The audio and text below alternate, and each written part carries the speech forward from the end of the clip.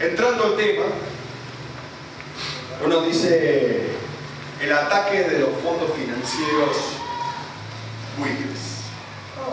Una gran frase donde uno muchas veces dice, yo ya sé de qué estamos hablando, porque a esta altura se ha instalado tanto el tema del ataque buitre, y acá hay mérito del gobierno nacional de haber construido claramente el tema del contra qué y contra quién es esta pelea y qué está en juego, porque incluso queda una tremenda pregunta que es ¿por qué hay un tremendo grado creciente de adhesión de una población que no ha votado al gobierno nacional y a lo mejor tampoco va a votar en el 2015 al gobierno nacional, pero sin embargo banca al gobierno nacional en esta pelea?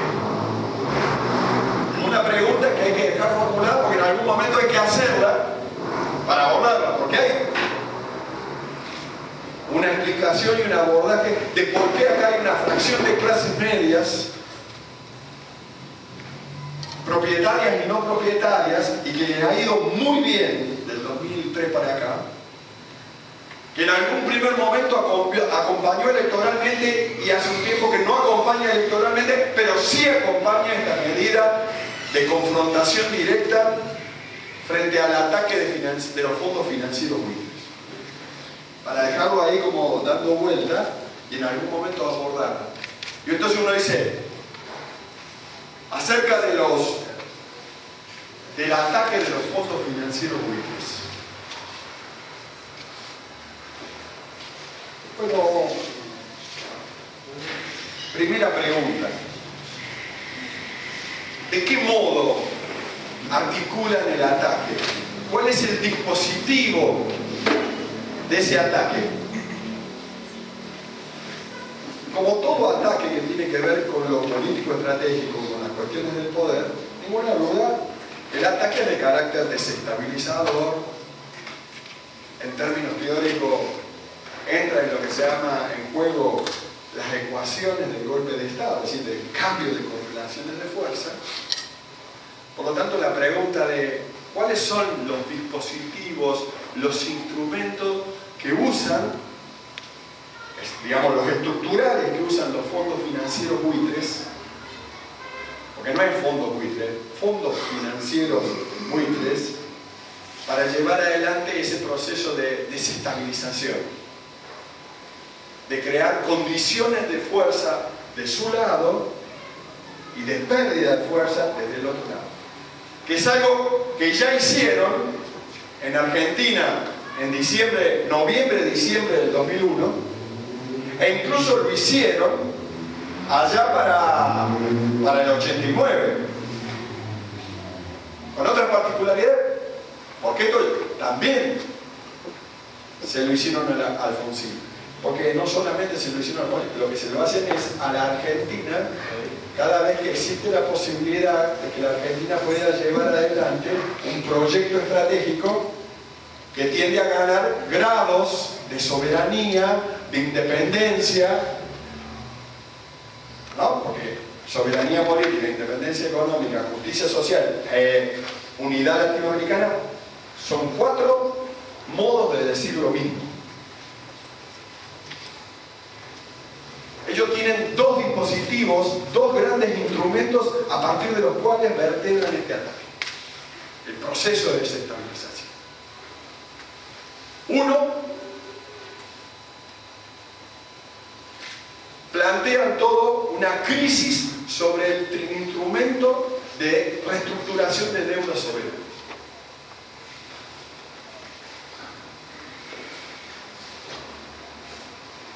A partir de que niegan la posibilidad de que este proceso de reestructuración de deuda soberana, iniciado en el 2005, continuado en el 2010, que reúne al 92.4% del total de los acreedores, de los bonitas acreedores,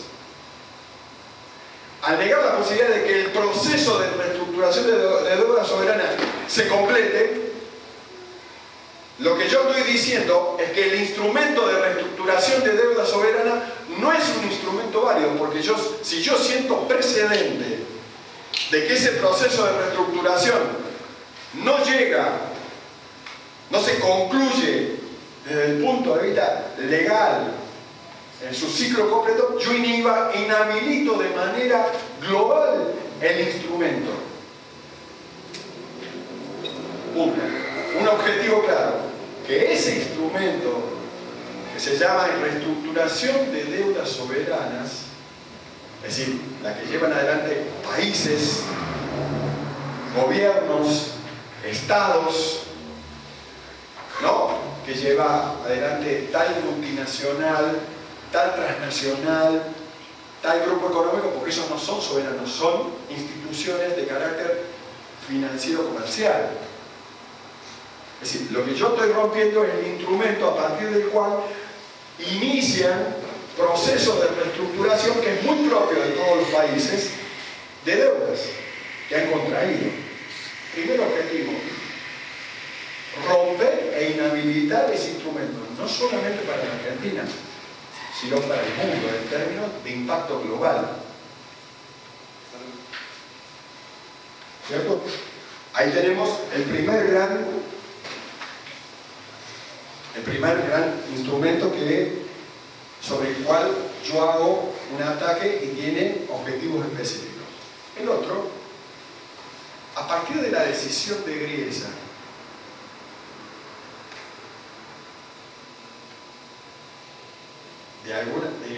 de plantear que la Argentina debe pagarle a los buitres ahora en su totalidad y debe ser pagado anterior a cualquier pago que se le hace al resto, darle prioridad a los bonos, a los bonistas que quedaron afuera, pero del 6,6% de los que quedaron afuera, darle prioridad a ese 1% llamado de los fondos buitres de Singer, porque no es el 6,6%, es este 1%, darle prioridad y sentar precedente legal en todo el sistema judicial norteamericano, de que existe el precedente de que se le impone a fondos que nunca prestaron, pero que sí compraron bonos en situación de crisis, lo compraron, nunca prestaron dinero para llevar adelante un proceso de desarrollo de crédito a un país para que lleve adelante un proyecto, sino que compraron bonos que ya estaban en situación de crisis, que son los que salen de diciembre del 2001, enero o febrero del 2002, y los compran con la decisión de luego litigar y llevar adelante un conjunto de acciones que pongan a ese país en una situación donde se vea obligado a aceptar las condiciones de pagar el 100% por bonos que a lo mejor fueron comprados al 10%.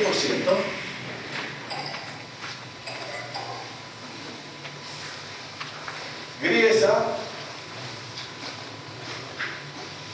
con la decisión complementaria de Scalia, porque uno dice Griesa es el famoso juez de un tribunal provincial, municipal, como bien dice Zafaro, el porque Griesa, pero hay que saber que todo proceso judicial empieza por los jueces de primera instancia, pero el tema es que después el juez de la Suprema Corte, Scalia,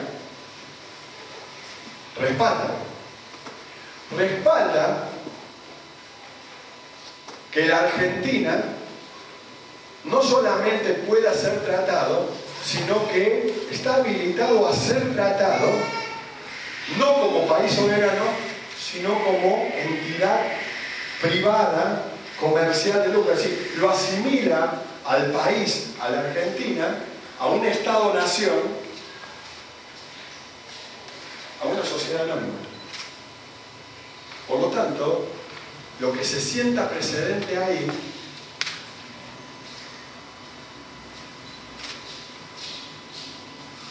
es que los países como la Argentina, es decir, aquellos países que son dependientes o subdesarrollados o emergentes, y que tomaron deudas en ese camino, pueden no ser tratados como Estados-naciones, como gobiernos soberanos. Es decir, pueden ser tratados como privados. No sé si vamos yendo, es decir, se sienta el precedente de que la Corte Suprema de Estados Unidos está dictaminando a quién es un Estado-nación y quién no lo es. Esto es muy importante porque Estados Unidos tiene una ley, que es la Ley de Inmunidad Soberana, que impide históricamente que los gobiernos, que los países, que los Estados-naciones impiden que puedan ser tratados como sociedades comerciales, impiden que no puedan ser reconocidos como lo que son, países. Por lo tanto, se sienta el precedente en la Suprema Corte de desconocer el estado de países y de Estados-naciones. Los reduce, sienta el precedente de que reduce a la Argentina, sienta precedente para todos los que se encuentran en esa situación, de que puedan ser tratados como sociedades comerciales. Es decir, que en realidad es desconocido como países, como están. Es decir, es como si se impondría un paso más en la teoría de los estados fallidos. Algo que ya vimos en noviembre, diciembre del 2001. Perdóname, porque se me va a ir después. Escuchamos tanto en toda esta historia, y yo coincido con vos, que se nos quiera tratar no como un país soberano, eso está claro, y nos puede pisar la cabeza. Ahora, mucho discurso de gente que defiende la posición de gobierno planteaba que un privado o una sociedad comercial le aplican la ley de quiebra y con el 66% que asume el compromiso de reestructurar esa deuda, ya está, los demás están obligados a acatar. En ese caso, digo, ¿no? Por supuesto que políticamente que me traten como una sociedad comercial y solo un país es horrible, pero técnica y legalmente, si no hubieran tratado como una sociedad comercial, ya con el 66% del primer canje estábamos, los demás tenían que subirse a ese canje. Digo para que no me quede esa duda. Lo que pasa es que si uno sigue el hilo conductor de lo que va diciendo Griesa y Escalia, ellos no tienen problema en que vos tengas más del 66%, sino que reconocen que vos tenés el 66%, pero dicen que vos primeros tenés que llevar adelante el caminito que ellos te dicen que tenés que llevar adelante, que es pagarle primero al 1%. Cuando vos le pagás al 1%, esos 1.500 millones de dólares, para hacerlo redondo, inmediatamente se disparan, porque vos sentás precedente y tenés que pagarle al otro 5,6%, entonces esto se vuelve 15.000 millones de dólares, y a partir de ahí se dispara la cláusula Rufo, y vos estás se te dispara una ecuación de entre 130.000 a 300.000 millones de dólares. Por lo que tenés es un golpe de Estado, digamos, por una ecuación jurídico-financiera. Por eso, vos no, digamos, esta cuestión del 66% es un escenario que vos debes evitar. Debes evitar entrar, ¿no? Planteo los dos dispositivos. ¿Se entiende más o menos cuáles son los dos dispositivos, sobre los dos instrumentos sobre los cuales se lleva adelante el ataque y cuáles son los instrumentos que quieren sentar precedente en un caso quebrar el instrumento de reestructuración de deuda, en el otro lado negar el estatus de Estado-nación, ¿no? Porque si vos no sos un Estado-nación, vos no podés ir a la Haya o a la ONU. porque ahí se sientan iguales, es decir, soberanos. ¿Yo no? Imagínate lo que implica. Entonces, es primer paso del blanqueo. Entonces, pero, ¿y cuál es la situación marco donde se da esto? Bueno, la situación marco en que se da esto es que el mundo se encuentra endeudado. El mundo se encuentra endeudado. A ver, en números, entre 1950 y 1970, la relación entre lo producido en bienes y servicios, es decir, economía real y economía ficticia monetaria, es decir, el circulante monetario, la relación era 1 a 1, es decir, la economía era real, no había burbuja. Si por cada bien real había un papel que circulaba respaldando, de 1970 hasta el 2008, la relación entre bienes y servicios y circulante va de 1 a 10. Nosotros tenemos una burbuja donde hay 10 veces más papeles circulando que lo que pueda ser respaldado desde el punto de vista de la producción real. Recuérdense que a partir de 1970-73 el dólar no tiene más respaldo en oro. El único respaldo que tiene el dólar es el Pentágono. Que no digo que no sea suficiente, porque para eso funcionó como suficiente esa amenaza, pero en términos reales ellos desconocieron frente a la solicitud de Francia de que respalde en oro la deuda que Estados Unidos tiene con Francia. Estados Unidos no desconoce la deuda, pero desconoce que ellos vayan a respaldar sus deudas en dólares, las deudas de los dólares de Transmassa, con oro. Por lo tanto, lo que tenemos entre el 70-73 y el 2008 es una burbuja de 10 veces de papel contra respaldo, a eso se le llama burbuja, que se insere y diga, bueno, che, pongan digamos, si quieren más bienes, sinceremos los números. Si sinceramos, inmediatamente vos tenés que destruir el 90% de lo que está circulando. Y vos estás sincerando una situación que llevaría a la pérdida de poderosos. Porque la burbuja es una burbuja donde juegan tiburones, no mojarritas, tiburones financieros. Entre la crisis de 2007 y 2008, particularmente a partir de diciembre del 2008, febrero del 2009, cuando sube Obama, hasta hoy, la burbuja se fue de 10 a 30, de 1 a 10 a 1 a 30. Paro para que podamos digerir. Y la mayoría de esa burbuja nace de fondos que libera, de papel moneda, de dólar que genera la Reserva Federal Norteamericana, es decir, el Banco Central de Estados Unidos, al 0% le presta a los grandes bancos, a los grandes fondos financieros, le presta dólares, le compra deuda de las hipotecas basura, se las compra, le presta plata, le compra la deuda y lo hace al 0%. Porque ese Banco Central está controlado por estos bancos.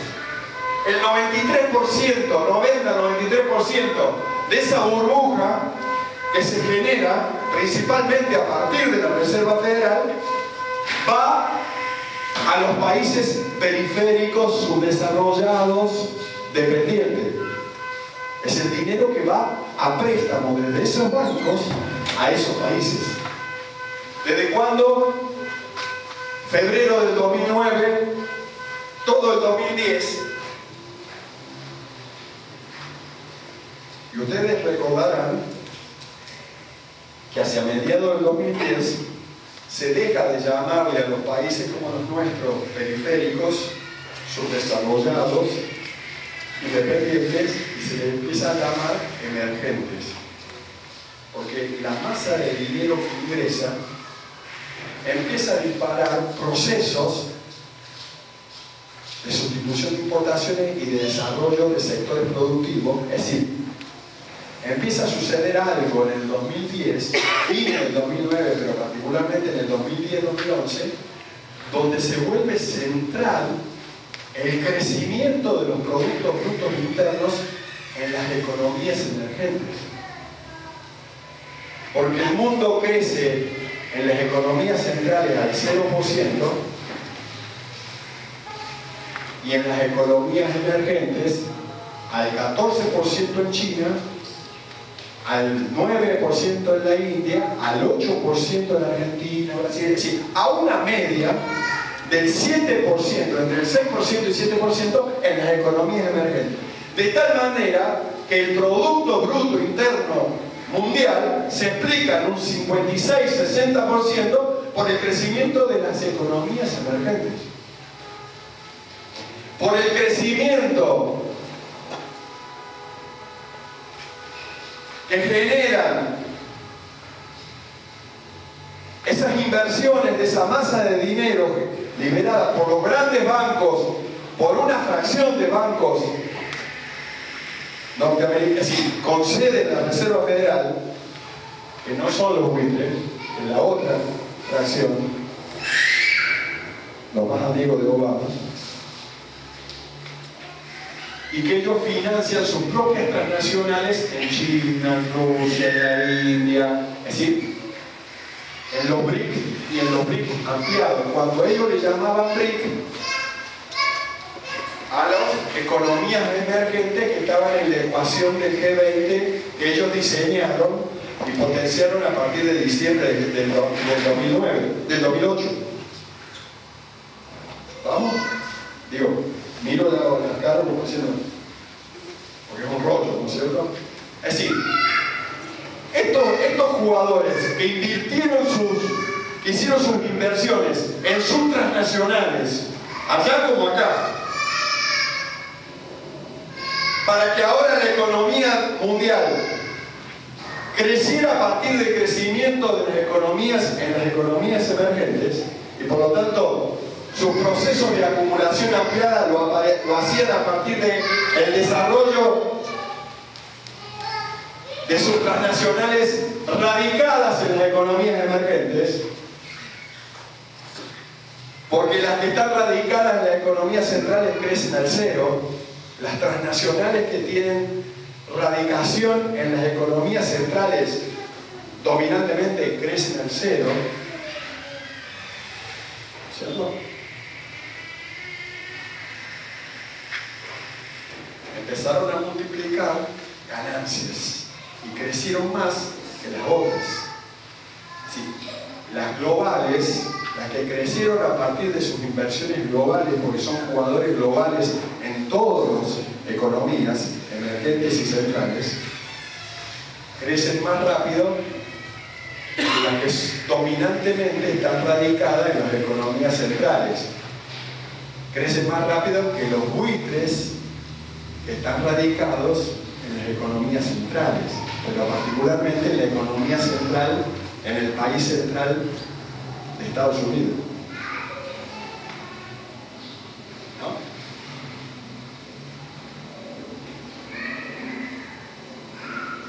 China en el 2010-2011 pasa a ser una economía que todo lo que ingresa para ensamblarse y exportarse, igual que Argentina. Lo que pasa es que la diferencia es de magnitud.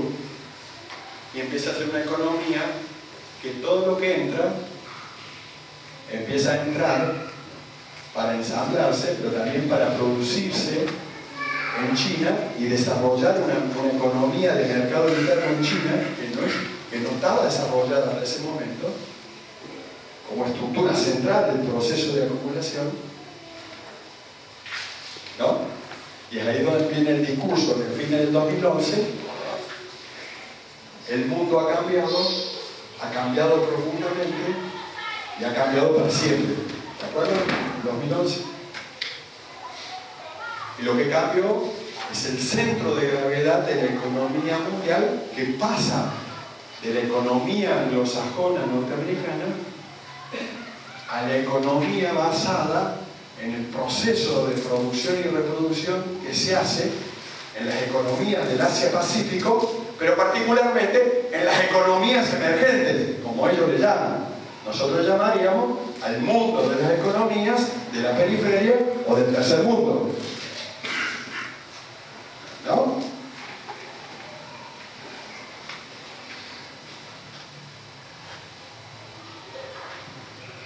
Por lo tanto, vamos a tomar un poquito de aire. Si yo planteo la crisis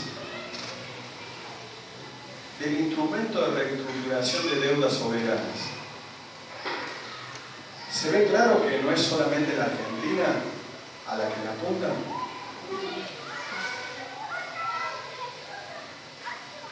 ¿Pero queda claro? 2. Queda claro que cuando los buitres, y después vamos a hablar de quiénes son esos muchachos, cuando los buitres dicen necesito quebrar el instrumento de deuda soberana, no apuntan solamente a los deudores, es decir, a los que tomaron los créditos en los países emergentes, sino que apuntan también a los que dieron los créditos. Es decir, no golpean solamente sobre los deudores, sino también sobre los que manejaron los bancos centrales, y en este caso la Reserva Federal, y manejaron esa burbuja que fue de 10 a 30. Y por lo tanto, ellos son también deudores del Banco Central de Estados Unidos por esa plata que sacaron al 0% y la prestaron para hacer negocios.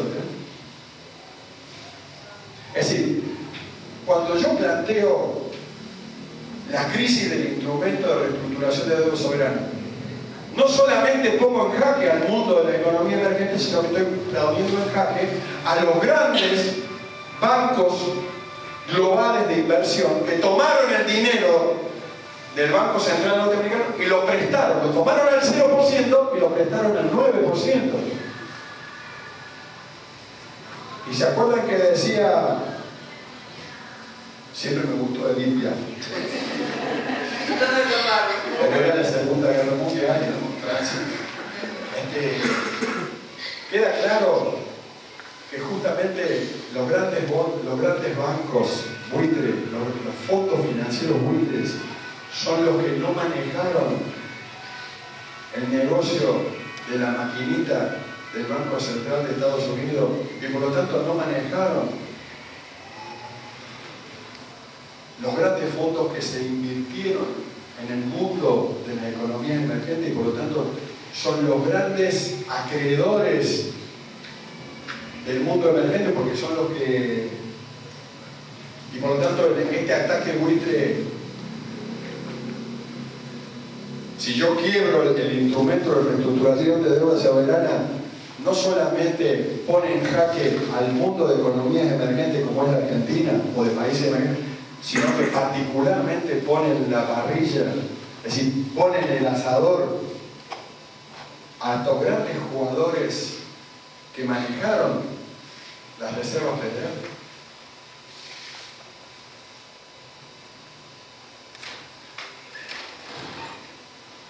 Digo, para relacionar por qué es importante la quiebra de ese instrumento, donde el punto de apoyo es la Argentina, donde yo genero el hecho y siento precedente, pero vos fíjate el impacto luego que tiene.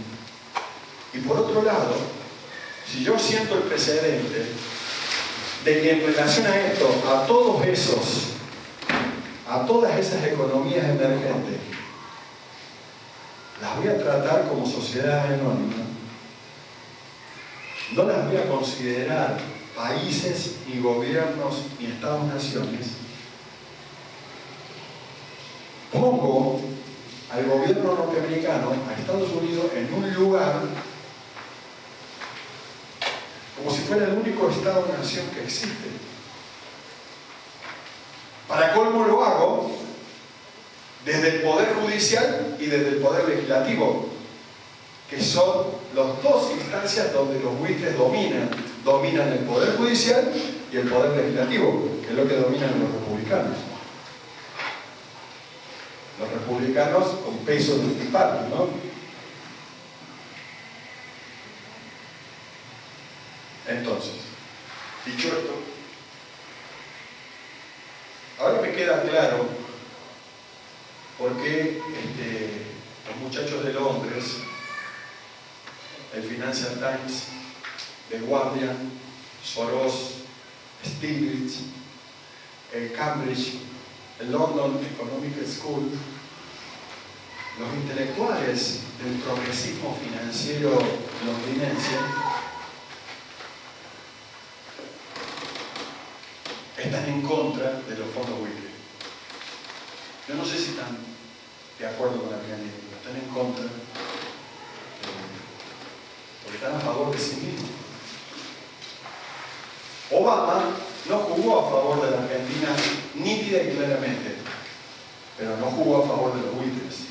Lo que pasa es que se sabe que en la interna norteamericana Obama no tiene correlaciones favorables porque no controla el Poder Judicial, no controla el Poder Legislativo, y los muchachos de los buitres ya hicieron una jugada al interior, ¿no?, de corridas y jaques que perdió, ¿no?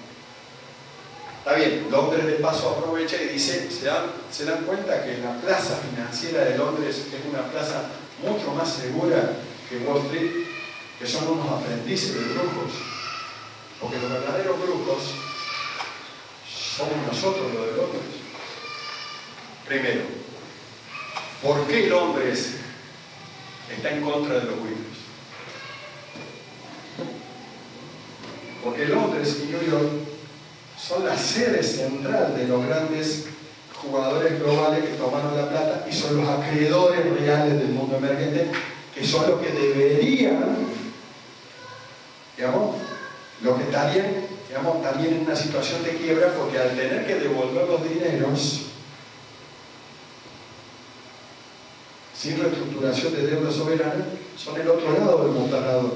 Es decir, los fondos buitres rompen el mostrador en su conjunto, no uno de los lados.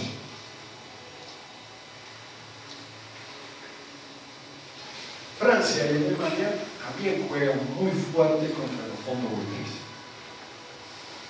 No solamente porque Francia y Alemania también multiplicaron la burbuja, pero al lado de lo que hizo Estados Unidos es nada. Particularmente porque Francia y Alemania tienen como proyecto estratégico el desarrollo de la Unión Europea, del Banco Central Europeo y del euro. Y para ello deben mantener bajo control la situación de los 27 países donde se encuentran Italia, España, Grecia y Portugal, pero particularmente Italia y España, que en caso que se produzca un avance en términos de logros positivos de los buitres, lo que están poniendo en crisis es la reestructuración de la deuda soberana de Italia y de España. Por lo tanto, inmediatamente quiebra la Unión Europea, quiebra el Banco Central Europeo y quiebra el euro. Por lo tanto, desaparece la Unión Europea. Que Londres no ve con malos ojos eso, porque es lo que sueña, que quiebre la Unión Europea. Lo que pasa es que si triunfan los buitres, el principal quiebre era de ellos. Por eso ellos hoy no se pueden manifestar a favor de eso. Pero para entender por qué Francia está haciendo lo que está haciendo, e incluso es una de las sedes alternativas propuestas en la ley de reestructuraciones soberanas que tiene estado parlamentario y va a salir seguramente en diputados la semana que viene. No solamente sede Argentina, sino sede París, con lo cual hay un respaldo, porque cualquiera puede tratar de desconocer a la Argentina porque dice no, porque es un país periférico, porque vos fijate el mismo que hizo este quilombo, después plantea como solución, ahí no hay país. Por lo menos ahí hay perfume. Pero viste que ya te da como una cuestión, si no tienen plata por lo menos van a hipotecar la Torre Eiffel, ¿vale? Algo van a... Huelen bien. Huelen bien, eso huele. Bueno, me faltó esa parte. Entonces,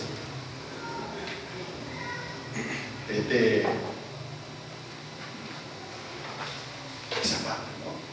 Si vos decís, ¿quiénes más son los que respaldan China? Imagínense, si hay un lugar donde fueron los dineros estos, es a China, a Shanghái, no a Pekín. ¿Cierto? Ustedes saben que las transnacionales en China más o menos pesan el 40% del total de empresas con capacidad exportadora. El 40% de la estructura exportadora china se explica, es decir, está compuesto por un 40% de transnacionales, que no son empresas chinas, que explican el 60 al 70% de los bienes exportados.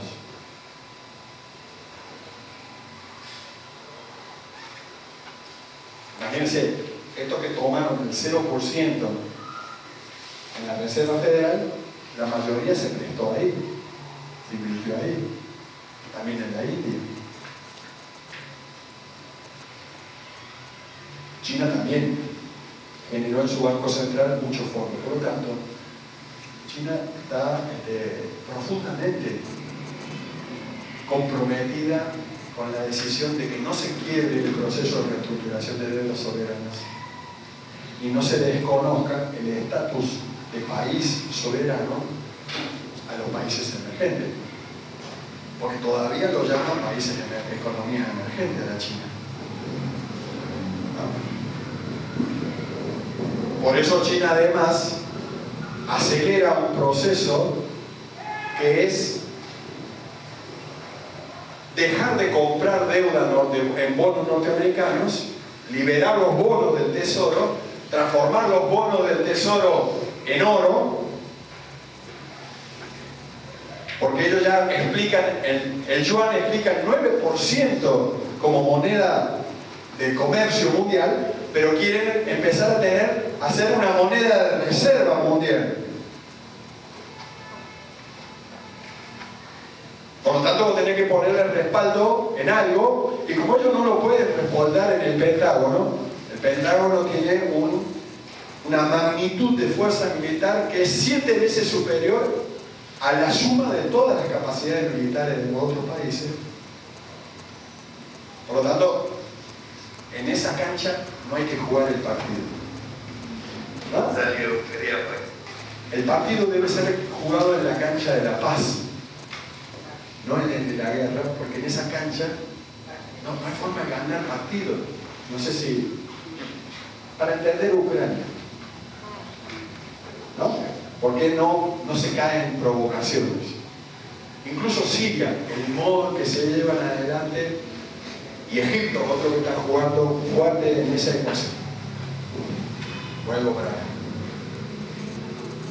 Entonces China empieza a comprar oro y a respaldar, y de esa manera empieza a plantear una crisis del dólar, porque el dólar deja de tener respaldo, esa economía que lo sostiene, porque no tiene cómo financiar una deuda creciente, y por otro lado tenés un yuan que tiene respaldo creciente en oro y está planteando una moneda que vuelve a tener respaldo en oro, algo que había dejado de existir en 1970-73, donde la primera economía mundial y su moneda impone que no va a respaldar en bienes reales la producción. Por lo tanto, lo que le da espacio abierto y rienda suelta es a la burbuja.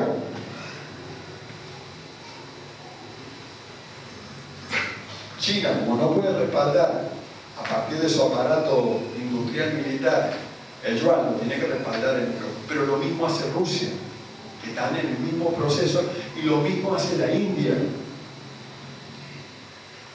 ¿No? Un proceso que empieza a hacer todo el mundo emergente. Estoy hablando de pesos pesados, ¿no? Por distintas consideraciones. Porque esta situación es la misma en que está Rusia y la India. Son países deudores. Ahí se invirtieron estos dineros de la burbuja. Ustedes saben, ¿se acuerdan en junio del 2013?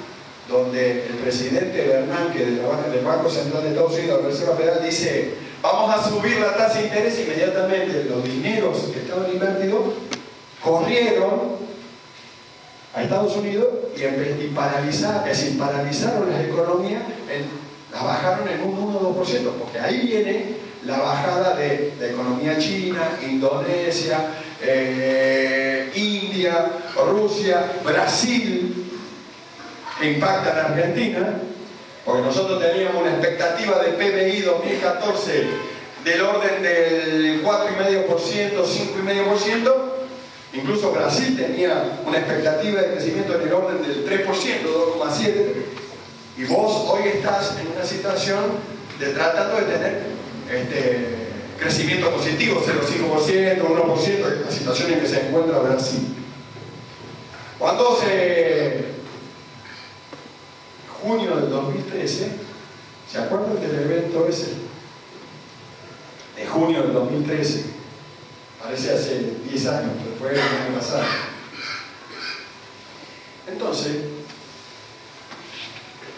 el proceso acelerado de la cumbre sexta de fortaleza de los BRICS y el lanzamiento de una nueva arquitectura financiera de un banco de desarrollo y fomento que hace las veces del Banco Mundial. No es lo mismo, es totalmente distinto, pero desde el punto de vista del instrumento es lo mismo. Lo que pasa es que está en otro esquema. Un fondo de sostenibilidad, que es las veces del Fondo Monetario, pero de esta arquitectura nueva, que son dineros que se mueven muy rápido, porque no hay legislación importante, y ahí va dirigida la ley de intangibilidad de depósitos, porque China podría en 25 nanosegundos, es decir, como un segundo por 10 a la menos 9, es decir, un segundo, para decirlo más claro, depositar, sacar del Banco Central Chino 200.000 millones de dólares en yuanes y ponerlo en el Banco Central Argentino. Solo un acuerdo firmado, respaldado por la ley de intangibilidad. Por lo tanto, la Argentina pasaría de tener una reserva en el Banco Central de 29.000 millones de dólares a 229.000 millones de dólares, con lo cual, es decir, me lo explicaba Isidro, bueno, nosotros con 60.000 millones de dólares ya somos, no hay modo que haya corrida financiera, no hay ataque financiero que, yo digo, para China, digamos, 200.000 millones de dólares, nada. Pero con la ley de intangibilidad de depósitos puede sacarlo de ahí, ponerlo acá, porque Argentina no puede usarlo para otra situación que no sea para respaldar economía frente a ataques financieros. Claro, el ataque de los buitres podría venir de afuera o de adentro. Es decir, podría venir de sus transnacionales radicadas afuera o de sus transnacionales radicadas adentro. Claro, frente a esa situación de las transnacionales radicadas adentro, está destinada a la ley de abastecimiento, que está solamente hecha y construida para las grandes jugadores económicos financieros argentinos. Una ley de abastecimiento que en caso de que actúe de un modo que tienda a subvertir, entorpecer, promover crisis económicas y sociales y políticas, el gobierno de la nación soberano, no para Grecia y para España, pero sí para la Argentina y para el mundo, puede intervenir directamente en esas empresas. Para que los buitres no tengan margen de afuera hacia adentro, ni de adentro hacia adentro.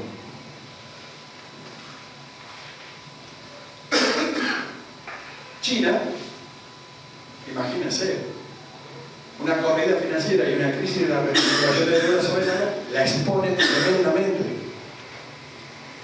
Por eso sale a plantear una nueva estructura financiera que no es solamente una nueva estructura financiera, sino una nueva estructura política de carácter mundial y nueva estructura geoestratégica mundial, porque cuando están planteando el BRIC, que es una palabra que creó el Goldman Sachs, ellos están hablando de multipolarismo, es decir, están hablando de una concepción geoestratégica alternativa a las propuestas del unipolarismo financiero.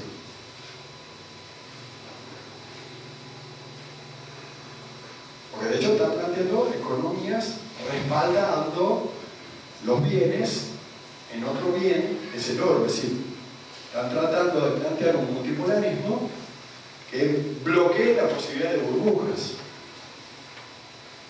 Digo, esto por un lado es una propuesta, pero por otro lado es visto por los que viven y acumulan en base a burbujas como un ataque, porque esa burbuja que se multiplicó a 30, de 1 a 10 a 1 a 30, está sosteniendo, funciona como una carpa de oxígeno. La crisis del 2008 debería haber puesto en una situación de crisis, quiebra y cierre o reconversión bajo otra firma de muchas transnacionales, no de muchas pequeñas y medianas empresas, de muchas transnacionales norteamericanas, británicas, alemanas, francesas, italianas. La crisis del 2008, para resolverse ganadores y perdedores, debería haberse traducido en la quiebra de al menos el 50% de las transnacionales y por lo tanto el crecimiento y la consolidación del otro 50%, los ganadores. Esta burbuja financiera de un 30, que crece del 1 a 10 a 1 a 30, lo que está manteniendo con vida es a muchas transnacionales que desde el punto de vista de la guerra, digamos, de la guerra comercial financiera, no son competitivas. No sé si soy...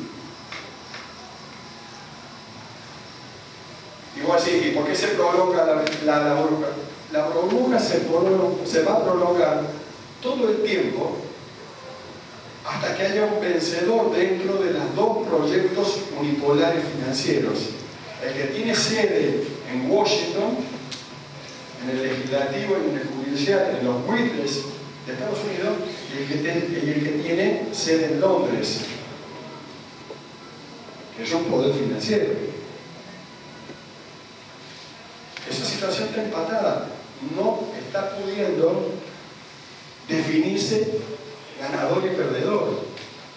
Pero el tema es que empieza a actuar un nuevo jugador por la misma situación que son los BRICS, que ya no se comportan como BRICS, sino como esquema multipolar periférico, como que empiezan a hablar del multipolarismo desde la periferia, y empiezan a plantear un proyecto alternativo a partir de lo que se llama la nueva arquitectura financiera. Es una nueva arquitectura política y es una nueva arquitectura estratégica. Para colmo, no como unipolarismo, sino como multipolarismo, donde una de las patas es una SUR-CELAC, la otra de las patas es lo que debería armarse en África, y las otras patas son el Asia-Pacífico, con punto de apoyo en la India, con punto de apoyo en Rusia y con punto de apoyo en China, ¿no? Están armando uniones aduaneras. Ustedes vieron que Rusia, con Bielorrusia, con Kazajstán, con Lugansk, la nueva la nueva región que se está armando en el este de Ucrania como región propia que se asociaría a la Unión Aduanera, e incluso Egipto y Siria están planteando ser parte de la Unión Aduanera con Rusia. Una pregunta hablando de este tema. Entonces, el golpe de Estado en Ucrania lo promovió la facción del Tea Party, digamos, la facción financiera del Tea Party yankee. La que maneja el complejo industrial militar. Entonces voy bien, porque si esto te da los datos para que vos puedas sacar las conclusiones, yo voy bien con la descripción, ¿cierto? Porque estoy tratando de ir tirando elementos para que cada uno pueda hacer las conjeturas. Ese ataque, entonces, el golpe de Estado en Ucrania para romper la alianza entre Rusia y la Unión Europea, Alemania y Francia, de la unión de, digamos, la alianza de intereses. Sí, por eso lo podemos dejar como tema del próximo asado que hagamos acá. Pero, porque va por ahí, que te digo, déjame que si no, porque puede quedar como pregunta. Entonces, uno,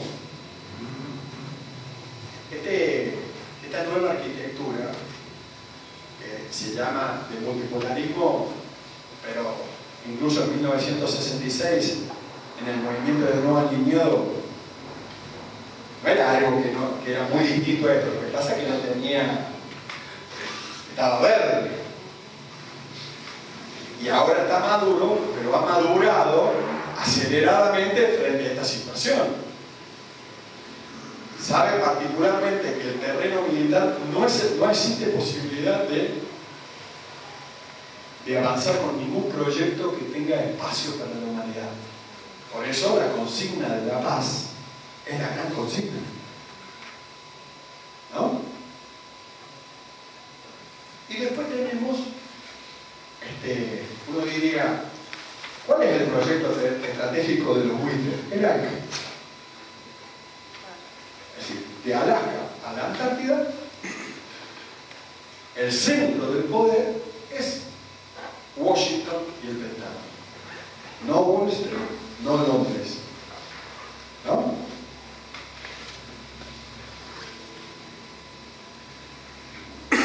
Claro que la crisis en Europa, y la crisis particularmente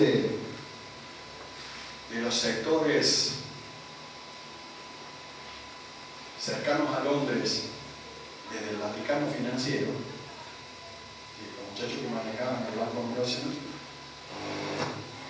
tuvieron un golpe muy duro en el 2012-2013. Y perdieron muchas posiciones. Esto es lo que llevó a la reestructuración soberana del Vaticano, donde uno de los gobernadores, el Benedicto XVI, con su aplicación, porque termina de alguna manera llevando adelante el proceso electoral, porque si muere no lo puede llevar, lo hubiera llevado adelante su número 2, que justamente era el vértice del Vaticano financiero, don Tarcisio, ¿cierto? Y ninguna duda, esta situación pone de manifiesto que ese proyecto del Vaticano, que tiene 2000 años, más de 2000 años, ya no tiene la capacidad de ser un actor central, por lo tanto, sí o sí debe reconocer que es un actor de la periferia, por la correlación de poder. En esa situación, el centro de gravedad debe pasar desde Europa hacia el tercer mundo, y eso debe dejar de hablar de lo clerical y hablar de lo misionero, debe dejar de hablar y debe hablar desde la periferia. Y la periferia central es la periferia latinoamericana o hispanoamericana, dado que ese proyecto, por lo menos desde 1550, viene haciendo. Claro que la periferia latinoamericana implica desde México hasta la Antártida, México contando a Texas, California, por lo tanto el Massachusetts Institute te quedaría dentro de la patria latinoamericana, ¿cierto? Hispanoamericana, incluso todas las reserva de no convencionales que existe, es decir, la vaca muerta californiana.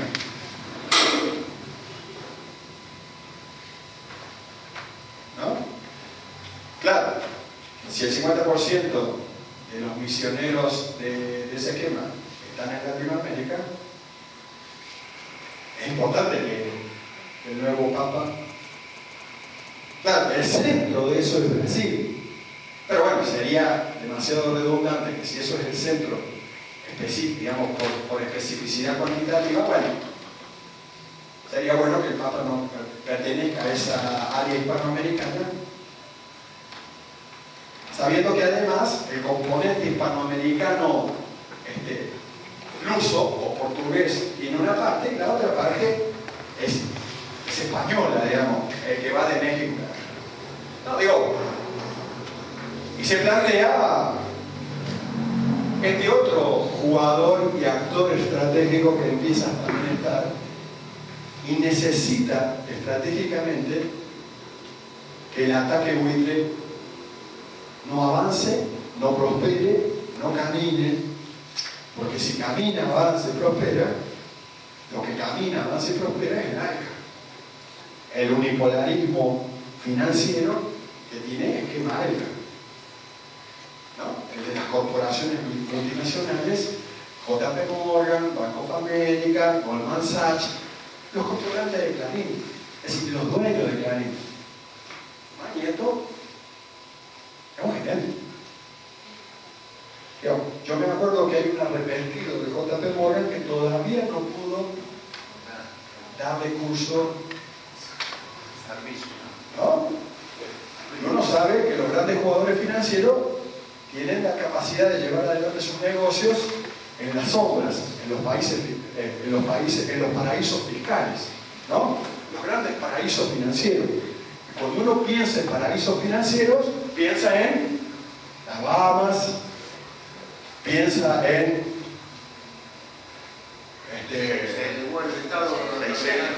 las Seychelles, ¿me entendés? Es decir, algo que tenga que ver con un rayito de sol,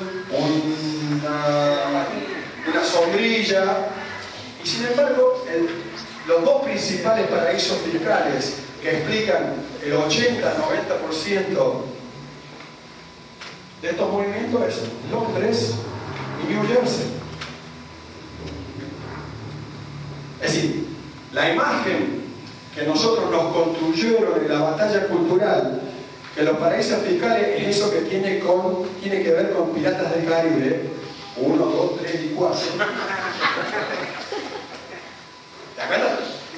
Es una batalla casi ganada si nosotros, Arbizu, el arrepentido, dice: Londres controla el 70%, el 70% de los paraísos fiscales. ¿Qué quiere decir esto? Vos podés mover dinero sin que quede registro. Y el otro es New Jersey. Claro. Entonces uno dice, claro que Argentina tiene margen para hacer lo que hace. Claro que el gobierno nacional argentino tiene margen para hacer lo que hace. Pero además tiene capacidad y lectura de política internacional para hacer lo que hace. Pero además tiene la decisión político-estratégica de hacer lo que hace.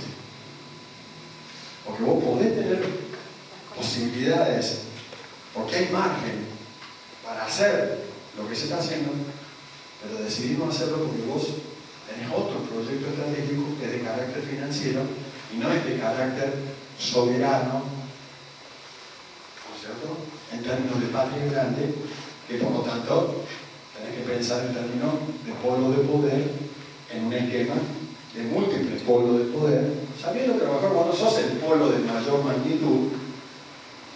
Claro, vos tenés efectos positivos inmediatos. Frente al ataque sobre Ucrania y el doble ataque de bloquear a Rusia en un conjunto de elementos, Rusia inmediatamente desvía la compra de agroalimentos a UNASUR e impacta directamente sobre el UNASUR. Y vos tenés que impactos inmediatos, que vos no esperabas inmediatamente, que ya tiene impactos. Porque eso se está jugando en la reunión de la NATO de ayer en Gales. Los que tratan de llevar toda esta jugada al terreno militar, que es donde ellos son fuertes y ganadores. ¿No? Pero además, como el mundo para la producción agroalimentaria tiene 4 plataformas, y acá tengo un amigo científico que maneja estas cosas, 4 plataformas, la de Mississippi, la de Ucrania, la de Australia y la suramericana, porque es la que hablaba el gobierno Cristina otro día, de las 100 millones de hectáreas. Uno cuenta las de Argentina. Rusia no tiene plataforma de producción agroalimentaria porque la tenía en el esquema con Ucrania adentro, no con Ucrania afuera. Australia no la controla porque es parte del Commonwealth. Y de Mississippi no hace falta que explique. Por lo tanto, la única plataforma agroalimentaria con capacidades es esta, la suramericana.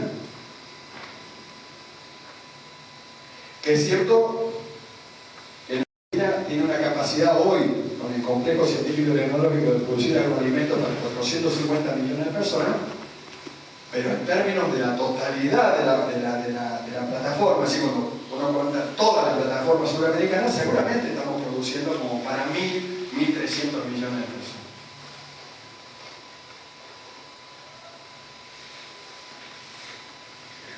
Es decir, la crisis, porque para colmo, los que producen los alimentos, en Mississippi, Ucrania y Australia, están en el esquema casi buitre OTAN, y los grandes consumidores del mundo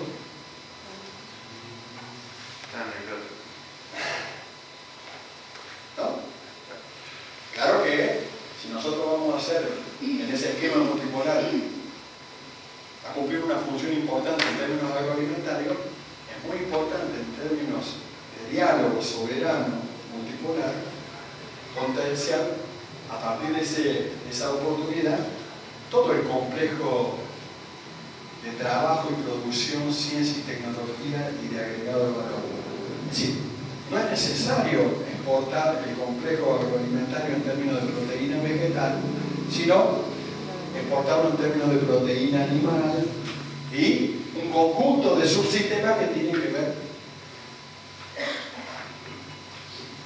Ninguna duda, la posibilidad dicen algunos que la muerte del candidato del Partido Socialista y la posibilidad de enroque con la ecologista con financiamiento y sede en Londres es un ataque directo sobre el núcleo central de la UNASUR, porque hay que reconocerlo, digamos, por el lugar y el papel que cumple.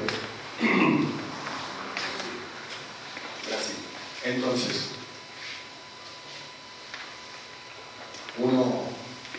y para ir dándole un primer cierre,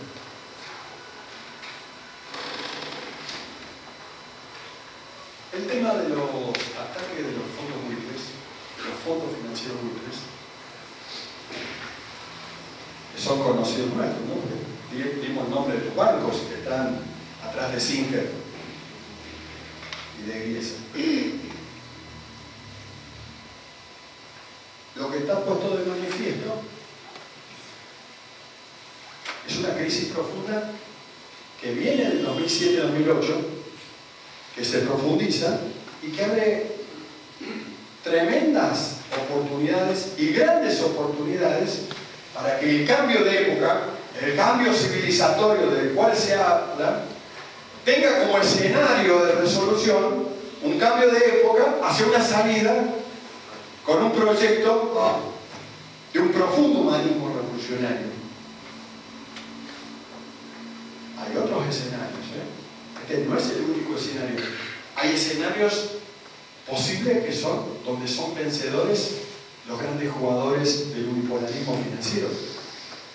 Lo importante es que el escenario de una profundización de una humanidad centrada en la producción y en el trabajo y en la economía real y en la inclusión y todo lo que se abre de ahí más tiene oportunidad.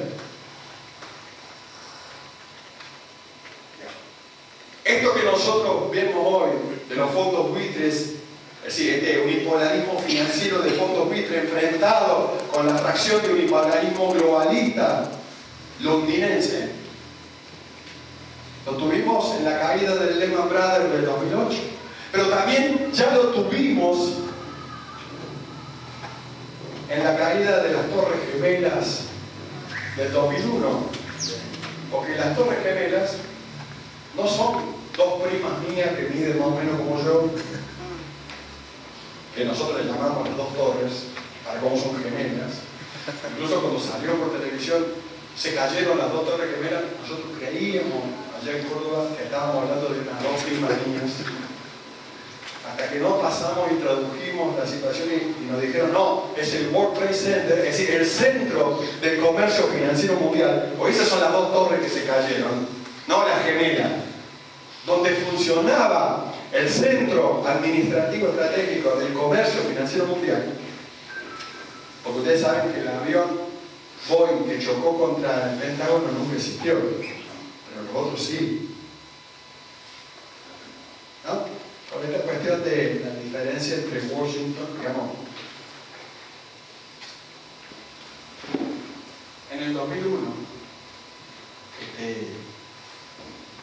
esta crisis ya había iniciado su desarrollo, incluso con un enfrentamiento de tremenda gravedad y de tremenda profundidad. Incluso esa situación del 2001 también se traduce en un ataque buitre en noviembre, diciembre del 2001 en la Argentina. Lo que pasa que el esquema de default triunfa y de corrida financiera y de golpe financiero triunfa porque la Argentina venía con altísima desocupación, no tenía reserva, no tenía respaldo, y los dos esquemas mundiales de poder que ofrecían salida, o era el esquema unipolar financiero centrado en Estados Unidos, o el esquema unipolar financiero global centrado en Londres. Y los dos, digamos, no eran salida para los pueblos de la Argentina y de Latinoamérica. Hoy, en este ataque buitre que es profundo, de adentro y de afuera, la Argentina desde adentro tiene una baja desocupación, tiene una estructura, digamos, de producción y trabajo compleja, nuevamente puesta en pie, no al 100%, pero está en el orden del 70%, por lo tanto vos tenés un entramado que a la hora de la ley de desabastecimiento, cuando vos tenés el cuidado de respetar pequeños y medianos productores y trabajadores y lo distinguís, porque esa ley solo habla del problema de los grandes jugadores financieros transnacionales, porque a eso es lo que nombra la ley de desabastecimiento, pero además tenés reservas de 29.000 millones de dólares, con el respaldo de que China puede hacerte un swap de 11.000 millones de dólares o 200.000 millones de dólares, porque para su Banco Central es lo mismo. Claro, para China es tremendo contar con la posibilidad de tener alimentos que no tienen. Y no le van a ir ni desde Australia, ni desde Ucrania, ni desde Mississippi. Pero también es importante tener agua, porque ellos justamente tampoco tienen agua dulce. Pero también necesitan materias primas.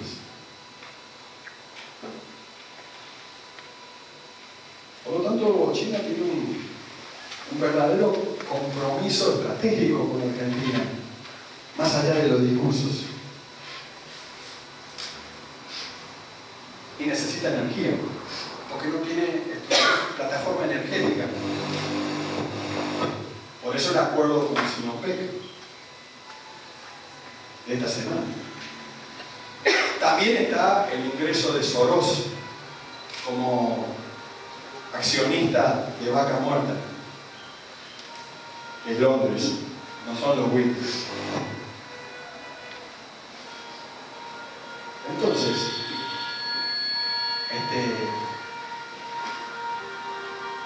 esta es la situación y la composición de actores y fuerzas que nos permite de alguna manera visualizar escenarios de resolución posible, y cuán posible es un escenario de resolución por el lado del multipolarismo, por el lado de un esquema de UNASUR-CELAC y de un esquema de Argentina en UNASUR-CELAC, que no es solamente un esquema de gobierno, sino de pueblos incluidos y movilizados. Gracias.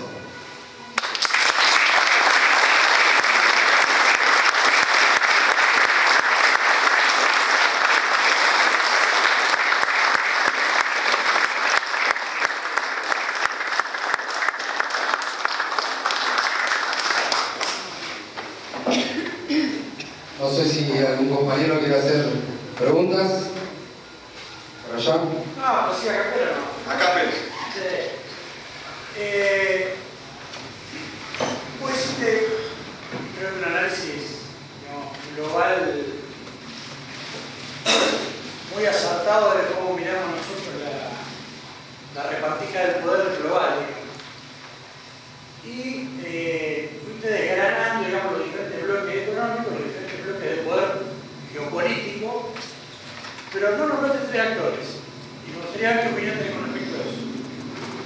No nombraste Japón, no nombraste Taiwán, y esta figura que me estoy olvidando, que también Taiwán. Singapur o Malasia. No,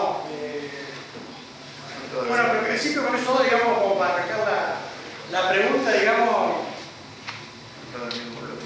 A ver, la pregunta concreta es: estos países que no nombraste y que se supone que juegan en un esquema pro-yanqui, digamos, ¿hoy en qué estado están? Porque, digamos, Japón, que pasó a ser la segunda economía mundial hace 30 años, hoy está en un proceso, no te digo que de desintegración económica, porque yo no sé de economía, pero ha caído sensiblemente. Y Corea del Sur. Corea del Sur está en un esquema similar, y Taiwán, conozco muy poco, tiene un esquema muy parecido al japonés, en el un esquema de territorio muy reducido con una altísima productividad, que necesariamente necesita de materia prima. Pero la pregunta concreta entonces es: estos tres países, ¿hacia dónde van? Japón tiene una situación pro-buitre. El unipolarismo multinacional, ¿cierto?, está en ese esquema. Cuidándose, no salió a favor de los buitres porque tiene situaciones de ser acreedor porque su banco central emitió. En el caso de Taiwán, llamado Hong Kong, hoy ya es en su esquema formal parte de China, es la extensión de Shanghái. Eso es el unipolarismo financiero global, no son los buitres. Y su dólar, Hong Kong, incluso China oscila, es decir, Pekín oscila, a veces, si la moneda que se viene no es la canasta de moneda de los BRICS, o ir alternando con el dólar Hong Kong, porque ya cotiza, es decir, para sustituir el dólar norteamericano, ¿cierto? Tremendo. La moneda es el instrumento más concreto del ejercicio de la soberanía sobre un territorio. Imagínate cuando perdés la moneda o te imponen otra. Pero más aún cuando vos fuiste un imperio de carácter internacional y la moneda tuya ejerció ese poder. Lo de Corea del Sur está tironeado porque China, si bien ellos se pelean con los muchachos de Corea del Norte, China lo tienen en términos de su área aduanera. ¿Alguna más? Ahora una pregunta doméstica, del panorama nacional. Vos hoy hablabas de el lío que tuvimos económico en 2008-2009 producto de una burbuja financiera y que las grandes transnacionales aprovechaban ese momento, digamos, cuando tenía crecimiento cero en su casa matriz, utilizaban, digamos, el resto del mundo para absorber ganancias y productividad. Pero en ese momento, justo, una transnacional en Argentina, la presidenta de la Nación, nuestra presidenta Cristina, les pone, creo que son 400 o 500 millones de dólares, o de pesos, concretamente a General Motors con el fondo de sustentabilidad y análisis. ¿Cuál es el análisis que hacen con respecto a eso?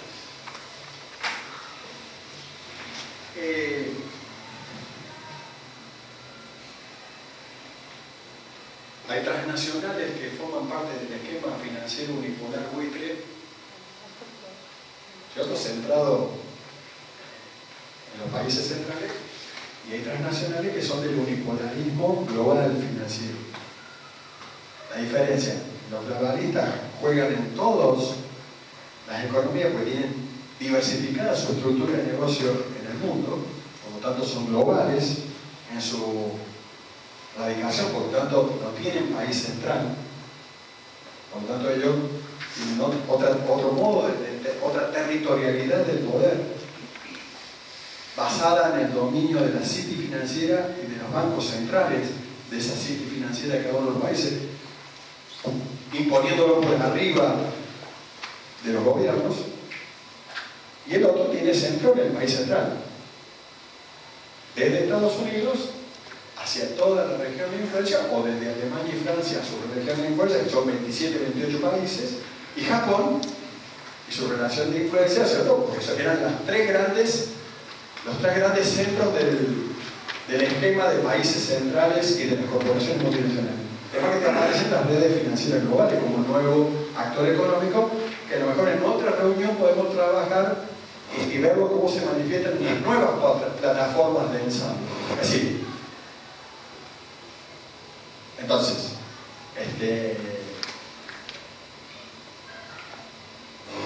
Chevrolet es una jugadora global.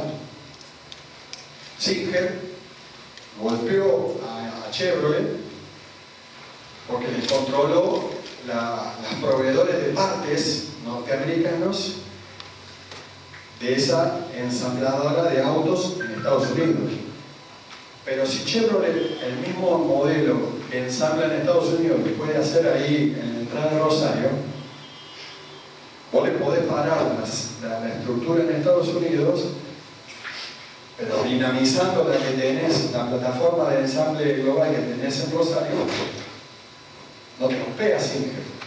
Lo que pasa es que Singer hizo ese golpe muchos años atrás. Cuando el gobierno nacional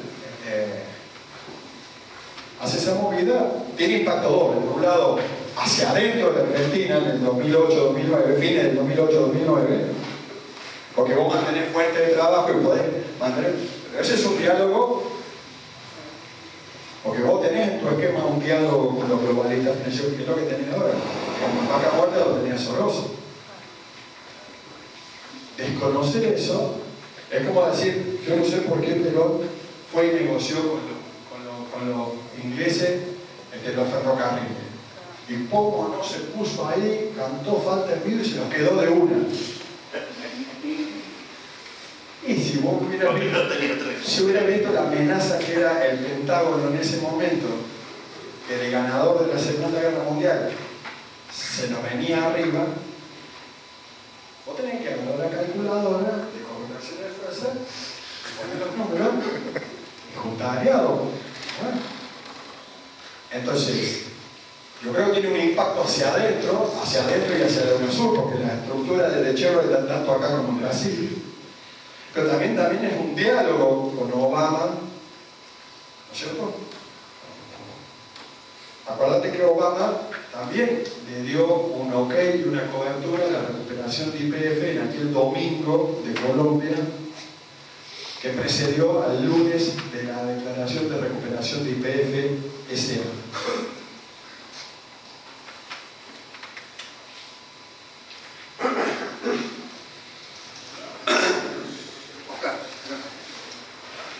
No, medio afónico, pero no es para tanto. ¿Me escuchás?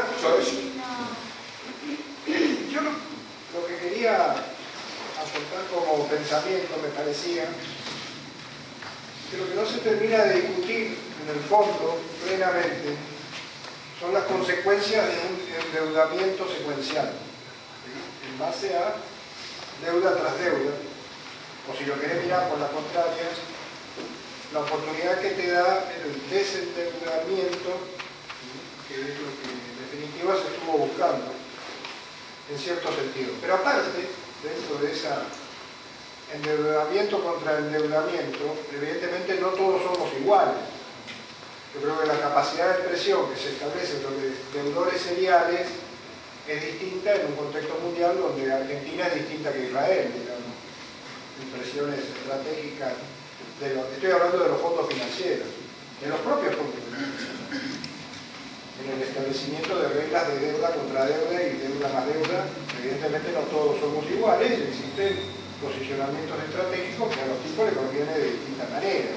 Por eso es que esto termina explotando, dando una oportunidad a Argentina. Yo creo que Argentina en este caso también va a salir por arriba, creo que va a ser como en muchas otras cosas, va a establecer una conducta en la cual los socios evidentemente nunca nos lo imaginamos, pero creo que está estableciendo un leading case para este tipo de cosas. Pero aparte me pongo a pensar que esa deuda contra deuda siempre es papel que genera papel. La pregunta es si no ha llegado un momento en el cual esa generación de deuda contra deuda ya no necesariamente, sí necesariamente tiene que pasar por un producto. O sea, cuando vos tenés una economía donde vos tenés un papel y generás 10 sin pasar por un tornillo, evidentemente a la larga o a la corta está generando el 30% que vos decís de expansión de algo que no es reconocido por nadie. Y eso se une con el pensamiento que vos decías, el respaldo oro de la moneda establecida. La pregunta es, acá hay uno que vos nombraste varias veces, que es China, que tiene dos cosas, o varias cosas: mercado interno, capital respaldado, tiene necesidades y tiene producciones establecidas más o menos de una manera como se estableció o se quiere establecer en Argentina, mucho más demoradamente. ¿No será que estamos asistiendo a un punto límite en donde la economía, si no pasa por determinada producción, sí o sí, no tiene salida?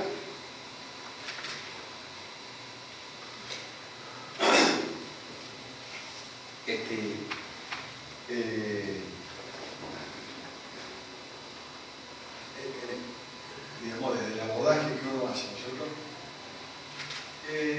Siempre en el modo en que se reflexiona las cosas, uno siempre se reflexiona por escenarios posibles de resolución.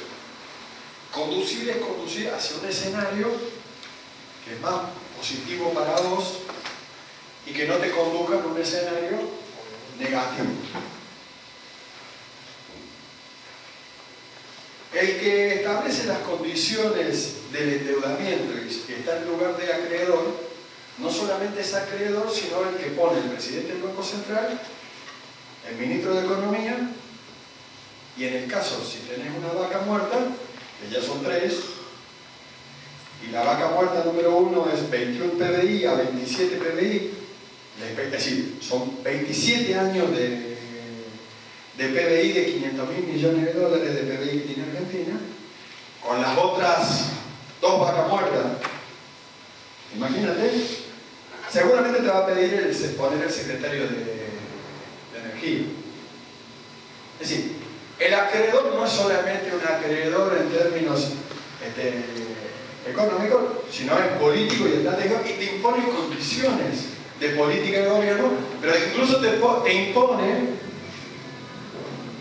quién va a ser el ministro, el presidente. Entonces vos perdés lo que se llama soberanía de política monetaria, de política económica y de política energética.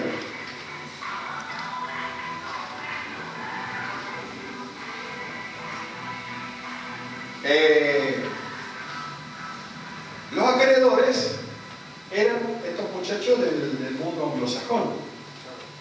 Y acá viene una lectura que es muy propia. Esta crisis del 99-2001 y un enfrentamiento entre dos fracciones financieras anglosajonas, la que se vuelve globalista porque está multi-implantada en el mundo, respecto de la que queda retrasada y fuertemente implantada su estructura de negocio en Estados Unidos, Europa y Japón. Sí, su estructura en un 60% está basada en esas tres economías centrales. Acuérdense que aquellos que somos mucho más jóvenes, acaso voy yo, ¿cierto? Estas son complicidades. En el 98, nosotros cuando hablábamos, el mundo eran 3 grandes bloques, 3 grandes monedas, 3 grandes bancos centrales. El dólar, el yen y el euro. El euro basado en el marco alemán. Cavallo parece una con un real. No, eso viene después. Sí. Porque Cavallo es el hombre, digamos, de hecho a Cavallo ya lo había limpiado en julio del 96. Los muchachos de los buitres, que es Roque Fernández y Pedro Pop. Porque la escuela de Chicago son los buitres, no los Harvard, como Cavallo, como Redrado, con el perdón de la novia de Redrado, ¿no? Quiero hacer ninguna indiscreción, no se puede. Entonces vos decís, en el 98 así estaba planteada la geopolítica. Hoy, estos jugadores globales, que su estructura de negocios en un 70%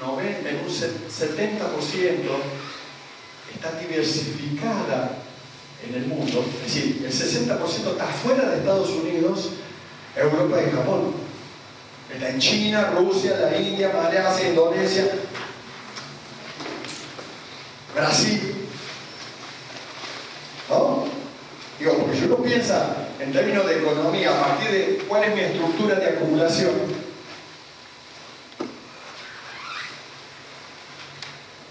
eso es lo que a partir de marzo del 99 ellos luego deshabilitan la Glass-Steagall, que era la ley de Rubel que vetaba los fondos financieros de inversión global. Por lo tanto, reabren la autorización para que se use ese instrumento que permite funcionar sin legislación, porque no tienen legislación. La banca comercial tiene legislación. Eso lleva a septiembre del 2001, donde ya se agarran los tiros. El que tiene tiros para tirar, le tira aviones, y el otro le tira corrida financiera, porque el otro es el que maneja el comercio financiero mundial, el World Trade Center, sus oficinas. Vos me decís, sí, pero los que manejaban los aviones eran árabes. La CIA tiene árabes como este muchacho de Al Qaeda, ¿cómo se llamaba? El socio Bin Laden. El socio de Bush, el padre. ¿Cierto? Digo, porque incluso el papá de Bush Jr. es el que armó la secta Moon allá en Corea del Sur, en el 71. Confesado, digamos, descrito por él. Entonces, digo, en ese choque del 2001, que después está de nuevo en el 2008 y lo tenemos presente acá, nosotros tenemos que el despliegue de esa confrontación del jugador financiero anglosajón, ¿cierto? O angloamericano, como lo llama la literatura, que se fractura en dos, en la que tiene una estructura globalista de acumulación y en el otro en que se quedó en una estructura basada en los 3 países centrales, que por lo tanto es menos eficiente, y se enfrentan entre ellos. ¿Cuándo se fracturan? ¿En qué año? La fecha es la que marcan incluso los analistas canadienses, es la derogación de la Glass-Steagall y el choque de las Torres Gemelas, que no son mis primos. Ahí fue la fractura. Es lo que están marcando la fecha. El golpe más duro de la pasada en Estados Unidos fue el Lehman Brothers.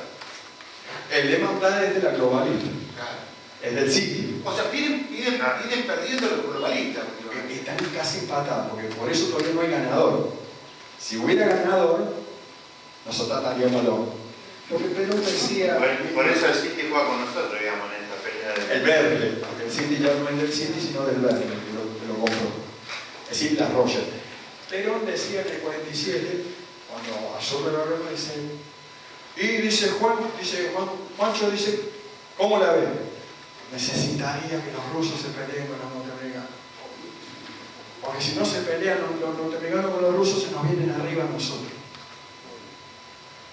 Entonces, esta no es una situación que no nos beneficie. Porque cuando entre ellos se pelean, los hermanos se los devuelven. Es una versión libre de Martín. Te lo digo, ¿no? Hablando de los hermanos, están divididos. Están divididos. Es necesario que sigan divididos. Y lo importante en el análisis... Y profundizar esa contradicción, que es lo que está haciendo Exacto. el capo de Axel.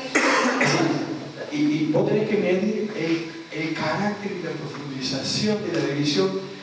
Yo incluso intuyo que es estructural, es decir, casi no tiene vuelta atrás. Eso necesita que haya un ganador.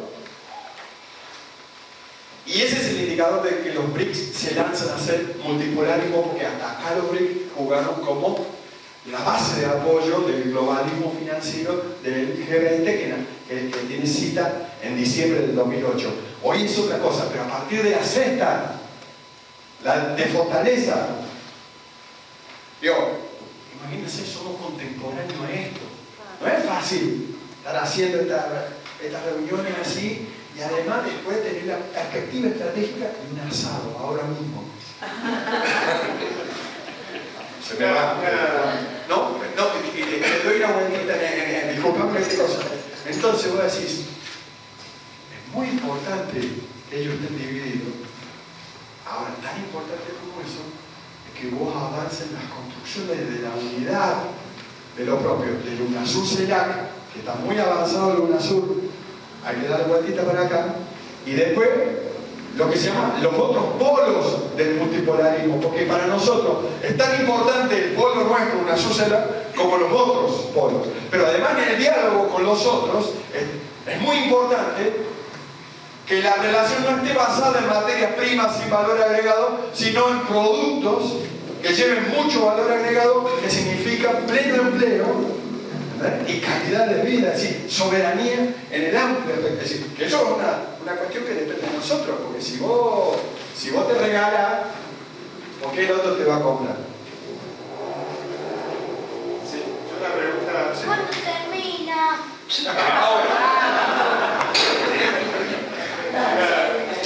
Quería hacer una pregunta es muy buena pregunta. Para traducir más en para traducir más en un lenguaje popular, ¿no? Sí. La economía de estos países ascendentes significa un capitalismo productivo. Y lo otro tenemos capitalismo financiero. Eso es lo que tiene por ahí el capitalismo. El compañero puso en palabras lo que quise decirlo. Este capitalismo, digamos, lo que él trae crisis es un capitalismo productivo de los países ascendentes con el intento de la resistencia a un capitalismo, digamos, beneficio financiero. Lo digo para cómo traducirlo políticamente en el lenguaje político cotidiano, ese análisis tan profundo que nos lleva a decir todo que tenemos un poco más. Pero digo, del otro lado tenemos un capitalismo de mercado con instrumentos financieros. Y de este lado, ¿cierto? Tenemos un capitalismo que tiene una relación muy fuerte en la necesidad de los estados, de los países dependientes o emergentes para que jueguen un rol en la dinamización de esas economías emergentes, pero en el interés de que las economías emergentes como economías con un estado presente, hay dos jugadores que tienen necesidad de eso: los globalistas financieros, que tienen como proyecto la Alianza del Pacífico, eso es lo que tenemos en Colombia, Perú, Chile, ¿cierto? En Piñera. que son anti-buitre, y nosotros lo que queremos un multipolarismo de Estado, producción y trabajo. Entonces, digo esta cosa porque, como me decís, sí, pero esto es un poquito rebuscado. Es que la realidad es un poquito más rebuscada de como yo la cuento, porque yo no alcanzo a ver todo y tener la capacidad de... Porque cuando nosotros le decimos a las transnacionales que están haciendo el negocio de IPF, muchachos, las piezas, las partes y las piezas y los componentes que ustedes usan para Vaca Muerta de cosas, no los traigan hasta acá. Moreno Dixie, ¿no? Y otros. El otro te dice, no, yo soy globalista. Sí. Yo pongo en común con el Estado argentino mi plataforma de ensamble. Los proveedores los traigo yo del mundo cuando yo quiero y de donde quiero. Y ahí viene la puja en la contradicción secundaria. Nosotros tenemos un enemigo común que son los buitres financieros que dicen lo produzco en Estados Unidos y se lo vendo al mundo. Los globalistas financieros dicen produzco en el mundo, vendo en el mundo. Y nosotros, lo que pasa es que a partir de esa situación y que el Estado de los países emergentes se vuelve un actor importante, no digo central, importante para los globalistas, para que haya economías emergentes, nosotros a partir de ahí recuperamos todos nuestros programas de la Revolución Nacional Latinoamericana y no intentamos de que ese sea un Estado subsidiario de una economía de ensamble de partes de proveedores globales de la red financiera global, sino que sea una estructura de ensamble de partes que los estados nacionales del Estado del UNASUR, por eso es tan importante el Estado continental, más que nunca, ¿cierto? Que los proveedores de partes a ensamblar en la plataforma automotriz o petrolera o energética o minera o agroalimentaria, los proveedores se desarrollen en los países del UNASUR, no que vengan de cualquier lado del mundo. Y ahí hay una diferencia y una confrontación con nuestro enemigo secundario, que son los globalistas, es decir, los Stiglitz, los Soros, los Financial Times, los de Guardian, ¿eh? Pero es secundario. Por ahora nos peleamos principalmente con el buitre de Estados Unidos, es decir, JP Morgan. Pero tenemos esta tensión es tremenda, porque si nosotros las partes que se van a ensamblar, las de alto valor agregado, no las hacemos acá, en Argentina, en el UNASUR y en el CELAC, nosotros no estamos apuntando a la producción de alto valor agregado en el bloque regional, ni al pleno empleo, ni a la ciencia y tecnología, ni a la soberanía política, ni a la independencia económica, ni a la justicia social, ni a la unidad latinoamericana, etc. Digo, y a mí me parece que es importante tener, digamos, en cuenta que por lo menos hay 3 jugadores que tenés que tener en cuenta en el momento en que aproximas el diagnóstico. Porque tener 3, es decir, nunca 2, por lo menos 3. Porque te obliga a tener cuidados, porque a veces cuando vos mirás blanco y negro, si golpeás, si jugás desde el lado de los blancos, jugás desde el unipolarismo financiero centrado en el país central de Estados Unidos, y si jugás al blanco, jugás en el unipolarismo financiero globalista con sede en Londres. ¿Y cuándo jugás para el Proyecto Nacional Popular Latinoamericano de Producción, Trabajo, Ciencia y Tecnología? Entonces, vos tenés que tener en cuenta de que por lo menos cuando ensayás la aproximación al diagnóstico, tenés tres grandes campos de intereses estratégicos. Si tenés 4, mejor. Si tenés 5, mucho mejor, porque te da una precisión y escenarios de posibilidad mayores, por lo menos 3, nunca 2.